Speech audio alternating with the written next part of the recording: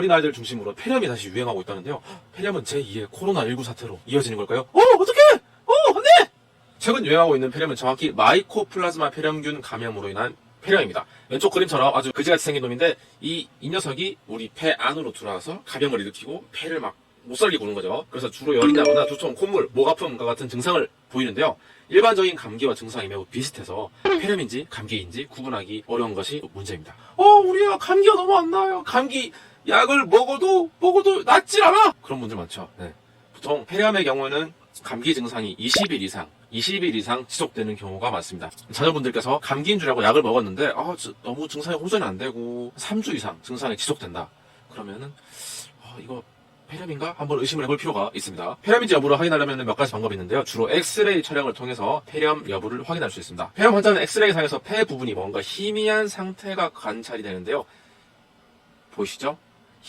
폐 부분이 희미한 부분이 관찰됩니다. 이를 폐 침륜이라고 하는데요. 폐 조직 내에 구름이나 혈액이 비정상적으로 쌓여있는 상태를 말합니다. 의학용어로 번역하면 인필트레이션이 침륜인데요. 말이 좀 어렵죠? 쉽게 세균이 폐에 침투한 상태라고 이해하시면 됩니다. 세균이 침투해서 폐에서 말썽을 일으키고 있는 거죠. 우리 아이도 설마 폐렴? 안 돼! 폐렴인지 감기인지 우리가 어떻게 할 수 있을까요? 의사도 아닌데. 그런데 몇 가지 팁을 드리겠습니다. 단정적으로 말씀드리긴 어렵지만 폐렴은 감기와 다소 다른 특징이 관찰되는데요. 누런색이나 녹색의 가래를 보이는 경우, 유독 숨쉬기를 힘들어하거나 가슴이 아프고 이러면은 폐렴일 가능성이 높으니까 병원에 가셔서 한번 검사를 받아보시는 걸 추천드립니다. 그리고 앞서 말씀드렸지만 감기 증상이 낫지 않고 3주 이상 지속되는 경우도 폐렴일 가능성이 높아요. 폐렴 코로나19랑 똑같은 마스크 살라고 줄 서야 되나? 걱정할 필요 없다. 왜냐하면 마이코플라즈마 폐렴은 여태껏 없었던 새로운 질병이 아닙니다. 치료법이 매우 잘 확립되어 있는 질병이기 때문에 너무 걱정할 필요가 없고요. 다만 한국에서는 3, 4년 주기로 유행하는 유행성 유행병입니다. 보통의 감기 증상과 비슷해서 자연적으로 회복되는 경우가 많습니다만 면역력이 약한 노인이나 영유아들은 중증 폐렴으로 악화될 위험 또한 배제할 수는 없어요. 진단 및 초기 적절한 치료가 중요한 폐렴이라고? 코로나? 코로나 우리 백신 맞으면 되는 거 아니야?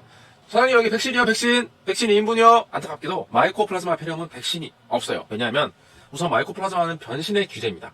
예방 백신에 대응해 그때그때 모습을 바꿔버리는 특성을 갖고 있기 때문에 백신을 통한 예방 효과를 기대하기가 다소 어렵고요. 그리고 마이코플라즈마 폐렴은 대부분 증상이 가볍고 자연 치유되는 경우가 많기 때문에 이번에 백신 하나 만들어서 큰돈 한번 벌어보시죠. 이런 생각까지 미치지 않는 거죠. 안타깝습니다. 못 죽겠어요. 돈이 안 되니까. 하지만 다행인 거는 마이코플라즈마 폐렴에는 아주 좋은 약들이 있습니다. 항생제를 먼저 쓰고요. 마크롤라이드 계열의 항생제가 선봉장입니다.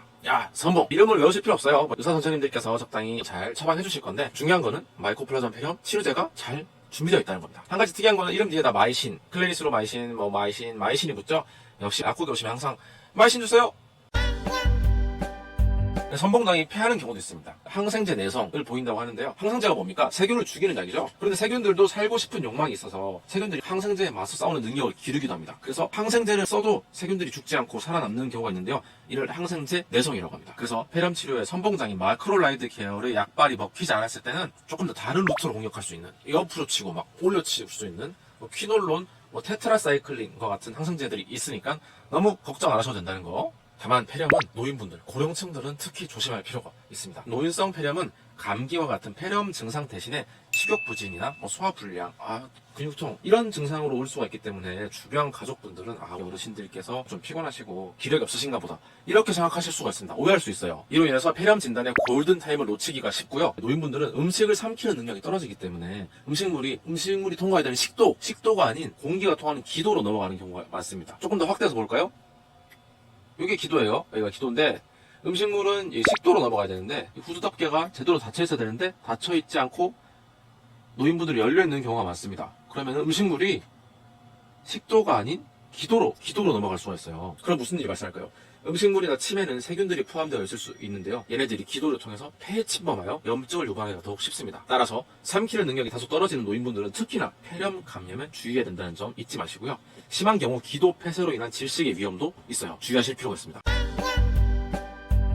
자, 폐렴 예방 꿀팁 전해드리면서 마무리하겠습니다. 폐렴을 일으키는 균은 침방울 통해서 다른 사람에게 폐렴이 전염될 수 있습니다. 그래서 손 씻기 꼭 잊지 말아주시고요. 우리가 말을 하거나 기침이나 재채기를 하게 되면은 침방울이 우리 손에 묻기 쉽겠죠. 침방울이 묻어있는 손으로 막 만지고 사랑하고 안아주고 아이들에게 어른들에게 폐렴이 전파되기 너무 쉽습니다. 손 씻기 항상 잊지 말아주시고, 침방울을 통해서 폐렴균이 다른 사람에게 감염되기 쉽기 때문에 사람들이 많이 모이는 공공장소나 다중이용시설을 가실 때는 반드시 마스크 착용해 주시는 거 잊지 말아주시고요. 자, 마이코플라즈마 폐렴 너무 걱정할 정도는 아니지만 조심할 필요도 있습니다. 마이코플라즈마 폐렴과 관련해서 도움이 되셨다면 좋아요, 구독 한번 눌러주시고요. 더 궁금한 사항이 있다면 댓글로 남겨주시면 성심성의껏 여러분들의 질문에 답변 드리도록 하겠습니다. 안녕.